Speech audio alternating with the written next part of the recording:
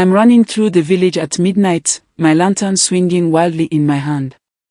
The flame dances like it's trying to escape. If only they knew what the well is doing to us. I scream, but no one answers. The houses are dark, the doors locked. Everyone is asleep, or maybe they're just pretending not to hear me. My bare feet slap against the dusty path as I race toward the well in the village center. My heart pounds so hard I can feel it in my throat. When I reach the well, I freeze. There's a hand, pale, wet, and trembling, reaching out from the water. The fingers curl toward me, beckoning. I grab a stone from the ground and hurl it. The hand vanishes beneath the surface with a splash. I lean forward, trying to catch my breath. That's when my lantern flickers once, twice, and dims. In the sudden darkness, I hear it. A voice. Soft. Cold. Coming from inside the well. Adis. It knows my name. Let me take you back to where this nightmare began. 3 months ago, our village was dying. The drought had lasted so long that even the oldest elders couldn't remember rain. Our crops turned to dust. Our animals collapsed in the fields. Children cried from thirst, and mothers had nothing to give them. Then KALU arrived. He came on foot, carrying nothing but a wooden staff and a strange smile. He wore white robes that somehow stayed clean despite the dusty roads. When the elders asked who he was, he simply said, "I am the answer to your prayers." That night, he walked to the center of the village and drove his staff into the ground. By morning, he promised, "Water will flow here. A well that never runs dry." We thought he was crazy. But when the sun rose, there it was, a perfect stone well, deep and endless. Water sparkled inside, clear as glass. The entire village gathered around it, crying with joy. I watched KALU smile. His teeth were too white, and his smile stretched too wide, like he was trying too hard to look human. Something felt wrong. The well became everything to us. Children splashed in the water, laughing for the first time in months. The elders drank deeply, their wrinkled faces relaxing with relief. Women carried buckets home, singing songs of gratitude. Even I began to think maybe I'd been wrong about KALU. Our crops grew overnight. Corn stalks shot up taller than a man. Yams swelled beneath the ground. The village celebrated with dancing and drums. KALU sat in the center, accepting thanks like a king. Everyone called him a blessing, a miracle worker sent by the ancestors. But I couldn't stop watching the well. The water didn't move like normal water. It rippled in strange patterns, like something was breathing beneath the surface. When I knelt beside it, I felt cold air rising from the depths, even though the day was hot. One afternoon, I saw old Papa Chidi drink from the well and walk to the market. He sat down to rest and fell asleep instantly. When he woke, his eyes were distant. He began speaking in a voice I didn't recognize, low, hollow, and filled with sadness. "The water remembers," he whispered. "The water remembers everything." I couldn't stay silent any longer. I marched to the elders' meeting hot and demanded they listen. "The well is cursed," I told them. "Something is wrong with the water. Papa Chidi isn't himself. Can't you see it?" They laughed at me. Chief Okonkwo waved his hand dismissively. "You're young, Adis. You don't understand blessings when you see them. Why must you always bring trouble?" KALU stood in the corner, watching me with those two bright eyes. He stepped forward and placed a hand on my shoulder. His touch was ice cold. "Adis is simply afraid of change," he said smoothly. "But I have a solution. Come walk with me. Be my assistant. Help me maintain the well. Then you'll see the miracle yourself." I jerked away from him. "I don't want anything to do with your well." The elders scolded me for being disrespectful. KALU just smiled. As I walked out, he followed me to the door. He leaned close and whispered in my ear, his breath smelling like stagnant water. You will drink soon, Addis. Whether you like it or not. 2 days later, little Chima came running to his mother, crying. When she examined his hand, she screamed. 3 perfect circles were burned into his palm, arranged in a triangle. The marks glowed faintly in the dark. I knew those symbols. Years ago, I'd studied old scrolls with my grandmother before she died. She'd shown me warnings about water demons and soul traps. Those 3 circles were the mark of trapped souls, the brand of something ancient and evil. I tried to tell Chima's mother, but she wouldn't listen. It's just a rash, she insisted. The well water will heal it. That night, I watched Chima from my window. He stood up from his sleeping mat, eyes wide open but unseeing. His marked hand glowed brighter.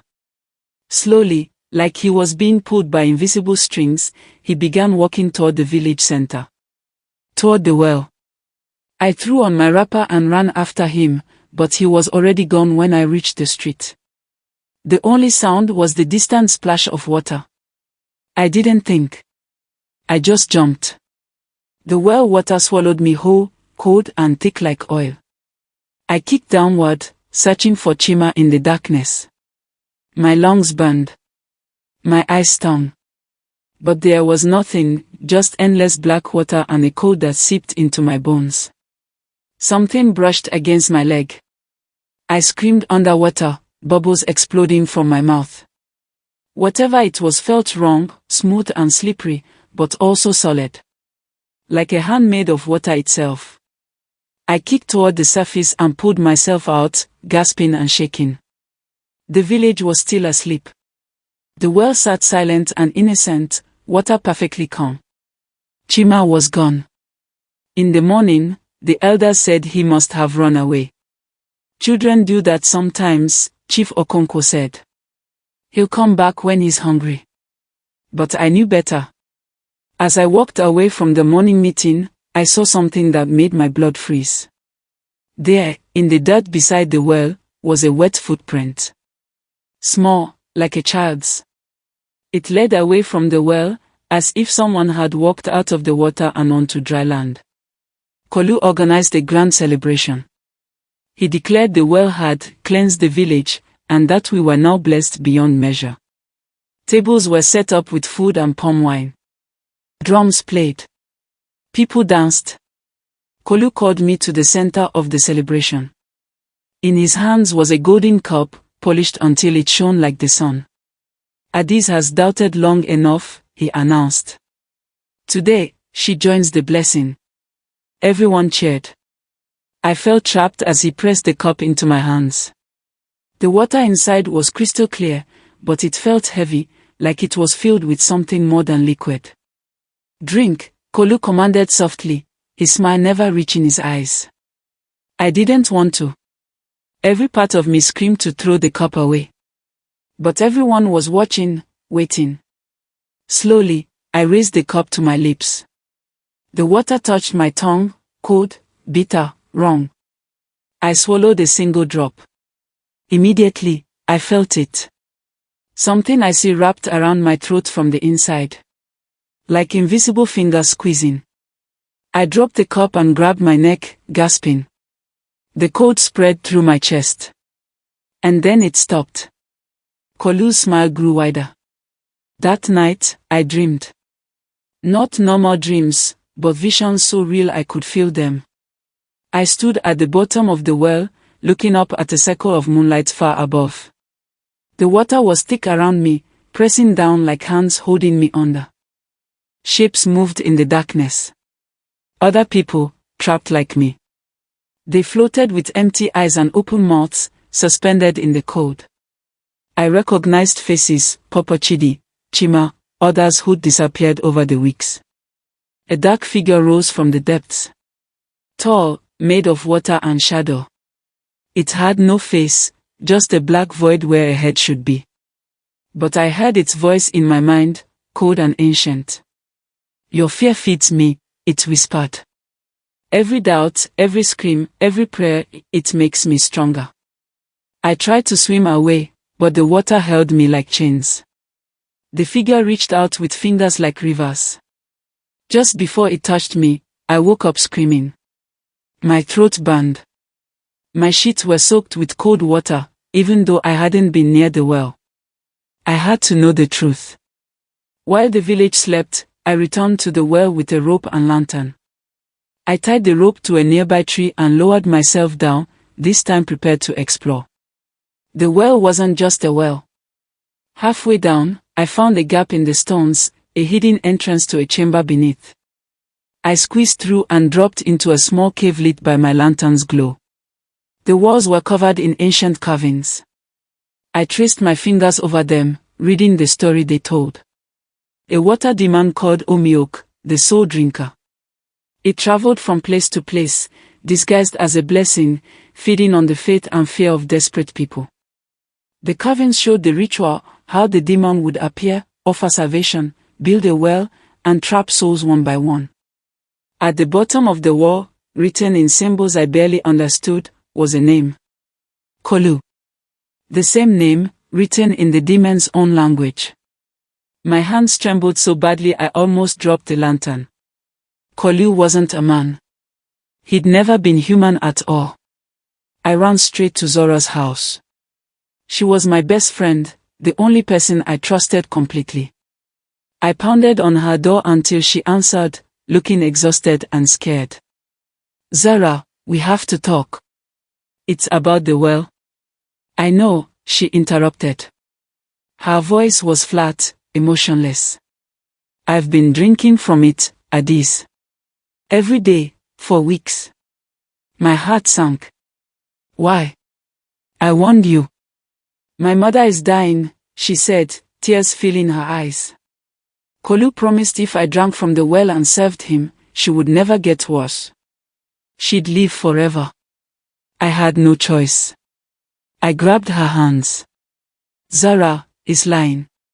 He's not human. He's a demon. Her eyes flickered. For just a moment, they turned completely black. When she spoke again, her voice was different, cold and layered, like two people speaking at once. Stop looking, Adis, she said. Stop asking questions. Or you will join us at the bottom of the well. This is your only warning. Then she blinked, and her eyes returned to normal. She looked confused, like she didn't remember speaking. I backed away, my heart breaking. I'd already lost her. There was only one person left who might help. Mom Nkechi lived on the outskirts of the village in a small hut surrounded by herbs and protective charms. People called her a witch, but I knew she was just wise. I told her everything, the well, the marks, KALU, the dreams. She listened without interrupting, her ancient eyes sharp and knowing. When I finished, she nodded slowly.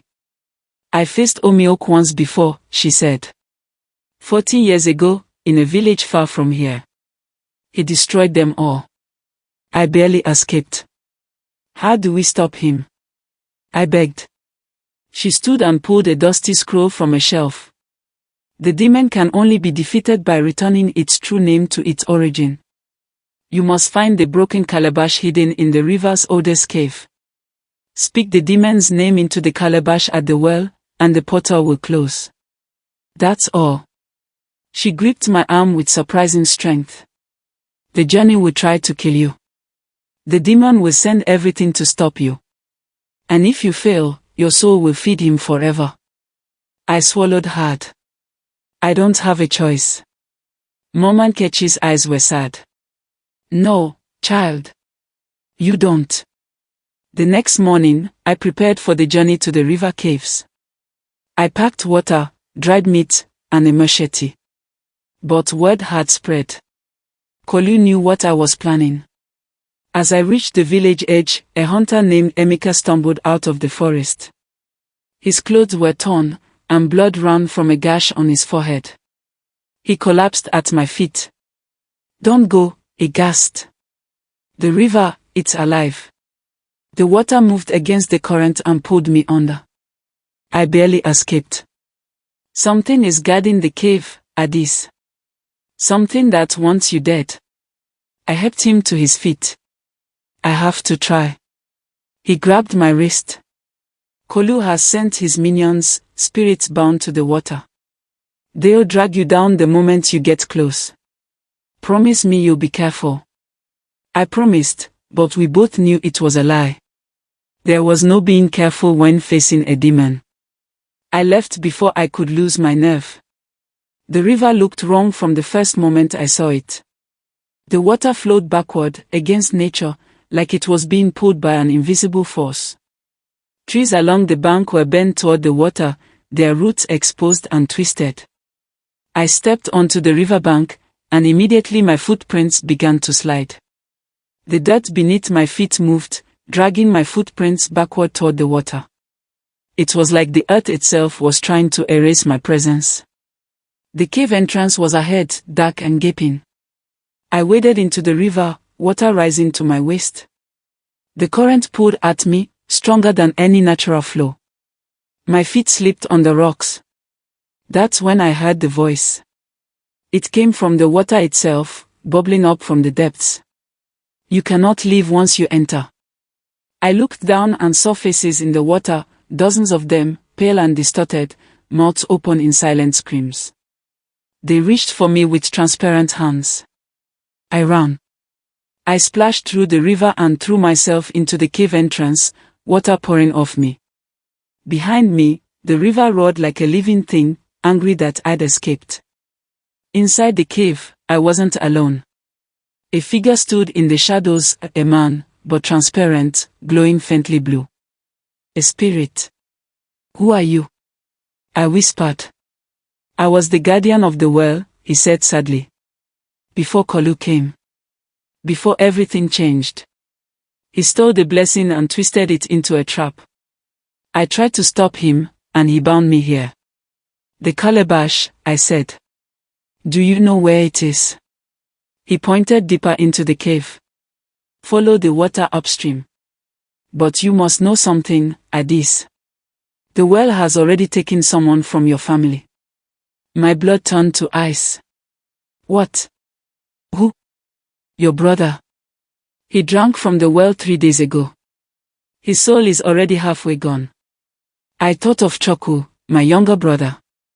He'd been acting strange lately, distant, cold. I thought he was just being a moody teenager. No, I whispered. Not him. The spirit's form began to fade. Hurry. Before there's nothing left to save. I ran all the way back to the village, the calabash forgotten. When I burst into our compound, my mother was sitting alone, staring at nothing. Where's Choku? I demanded. She looked at me with empty eyes. He left this morning. Said he was going to join a village across the river. He'll be back soon. Mama, he wouldn't just leave. Where is he? But she just smiled, that same blank smile I'd seen on the other villagers. The well provides. The well protects. KALU knows what's best. I searched Choku's room and found nothing. Then I ran to the well, my heart hammering. At the edge of the stone, gleaming in the sunlight, was my brother's necklace, the one our father gave him before he died. It was dripping wet. I picked it up, water running between my fingers. My brother was gone. Taken by the well, just like all the others. And I'd been too late to stop it. I didn't care anymore. I marched straight to the well in broad daylight and screamed KALU's name. Villagers stopped and stared, but I didn't care. I wanted answers. KALU appeared from his hut, still wearing that false smile. Addis, you seem upset. You took my brother. I shouted. You took Chima, Popo Chidi, Zara, all of them. You're not a man. You're Omiok, the soul drinker. The villagers gasped. KALU's smile faded. His eyes turned black, completely black, like pools of oil. His skin began to ripple like water. Clever girl, he said, his voice now layered and inhuman. But knowledge won't save you. Before my eyes, it transformed. His body became water held in the shape of a man. His face was a void. This was the creature from my dreams. You have two choices, he said. Join me, and I will spare your family.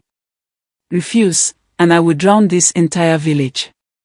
Every man, woman, and child will feed me. I backed away. The villagers stood frozen, watching but not understanding. Never, I spat. KALU laughed, and it sounded like a waterfall. Then watch them all die. KALU revealed his true plan to the whole village that night. He gathered everyone at the well and spoke with a terrible, layered voice. Your faith has given me power, he said. But to fully open the gate to the underworld, I need one final sacrifice. A willing soul. He pointed at me. Adis must throw herself into the well. Her sacrifice will seal the blessing forever. The village will prosper eternally. The villagers, under his spell, began to chant. Sacrifice! Sacrifice! I looked around desperately, but everyone's eyes were glazed. Even my mother nodded along, smiling that empty smile. KALU approached me. Will you save them, Adis? Or let them all suffer? I swallowed hard and pretended to consider. If I agree, I said slowly, will you truly let them go? You have my word. Liar. I could see it in his void-like face. But I nodded anyway. I'll do it. Tomorrow at sunset. KALU's smile widened. Good girl. That night, I returned to the cave. I had one day to find the calabash and perform the ritual. It was my only chance. I found the calabash at the back of the cave, half buried in wet sand.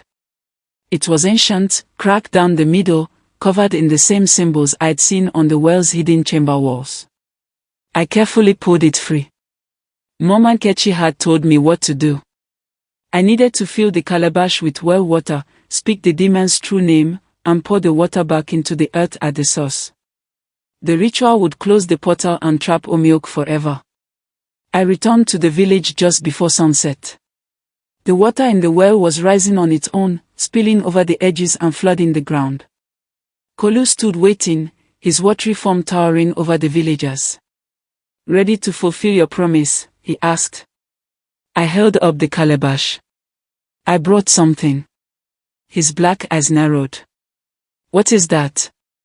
I dipped the calabash into the well, filling it with the cursed water. Immediately, the well began to shake. Cracks appeared in the stone. KALU roared. No. You don't know what you're doing. I began to speak the words Mama Nkechi taught me, the demon's true name in the old language. But the calabash cracked further, splitting wider. A voice boomed from the well, you are too late, child. The gate is already open. The villagers turned on me. Their eyes were black now, all of them, controlled completely by KALU's power. They grabbed me, dozens of hands pulling me toward the well. Bind her. KALU commanded. Make her the sacrifice now. They tied my hands and feet with rope and dragged me to the well's edge. I struggled, screaming, but they were too strong. Even my own mother helped, her face blank and emotionless. Zara was there too, standing at the front. She looked at me with those black eyes, but I saw something else, a flicker of the real Zara, trapped inside, fighting. Zara, please. I begged. You're still in there. Fight him. For a moment, her eyes cleared. Brown returned, just for a second. Her mouth moved, forming words. I'm sorry, she whispered.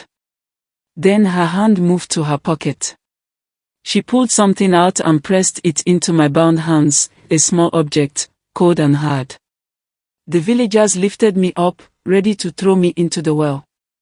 KALU laughed, the sound echoing across the village.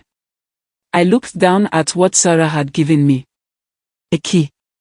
But not a metal key, it was a tooth. A human tooth, carved with tiny symbols. In that moment, I understood. This was the final piece of the ritual.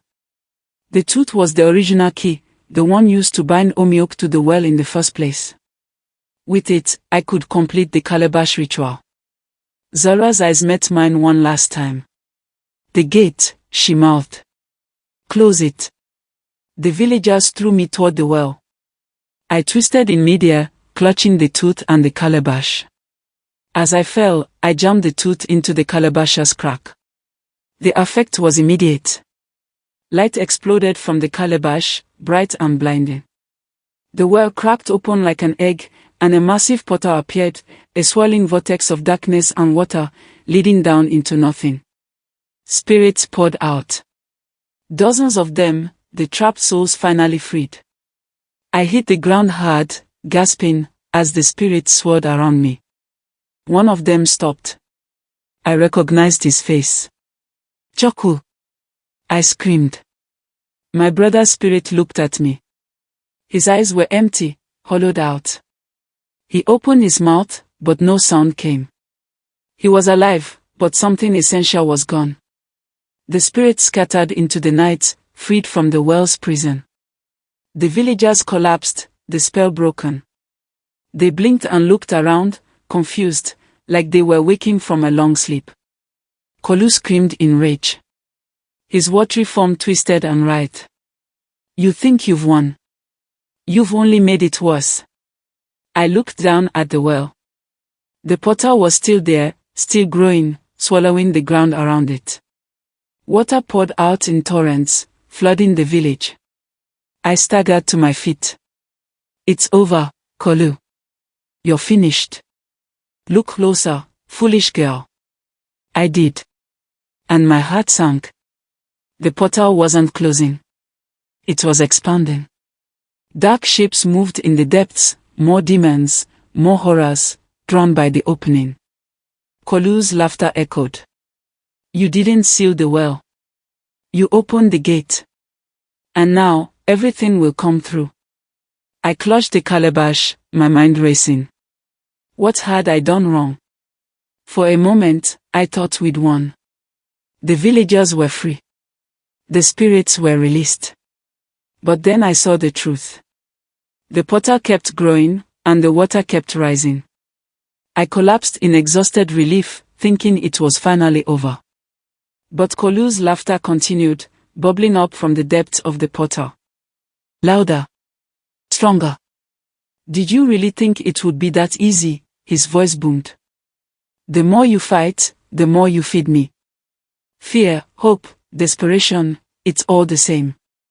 It all makes me stronger. The water began to take shape, forming tentacles that reached for the villagers. People screamed and ran. The portal's edges glowed with a sickly green light. I looked at the calabash in my hands. I'd done everything right. The ritual should have worked. Unless I was missing something. Something Mama Nkechi hadn't told me. Or something I hadn't understood. The portal paused, and I heard KALU's voice one more time. You cannot stop what you created.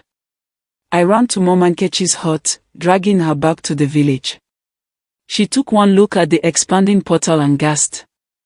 No, she muttered. I was wrong. I was so wrong. What do you mean? I shouted over the roaring water. She grabbed my shoulders, her old eyes filled with tears. The well was never cursed, Adis. The village cursed itself. Omiok didn't create the well, the village created him. I stared at her. What? Your desperate prayers, your faith in miracles, your willingness to accept salvation without question, that's what gave him form. That's what gave him power. The demon is just a reflection of your own fear and greed. He's a mirror. I looked at the portal, understanding flooding through me. So the well is only as powerful as the faith you give it, Mama Nkechi finished. The ritual won't work because you can't destroy a demon that your own people created. You can only stop feeding it. KALU's laughter confirmed everything.